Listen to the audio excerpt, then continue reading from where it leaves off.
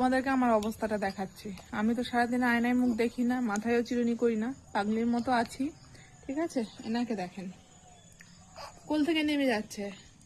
উনি এমন ভাব করছে যে উনি মনে হয় হাঁটতে পারে। ঠিক আছে, এই যে মুখের মধ্যে এক হাত ঢুকিয়ে নিয়েছে, একটা হাত ঢুকিয়ে যে খাওয়া শুরু করে দিয়েছে। আমি তো খেতে দিই না ওকে। আর এই যে কোল থেকে নেমে যাচ্ছে, ও নেমে হাঁটবে না, বিছানাতে থাকে না কোলে থাকে। এদিকে কিন্তু উপরে হতে পারে না এখন অব্দি, কিন্তু ও নিজেকে বিশাল কিছু মনে করছে।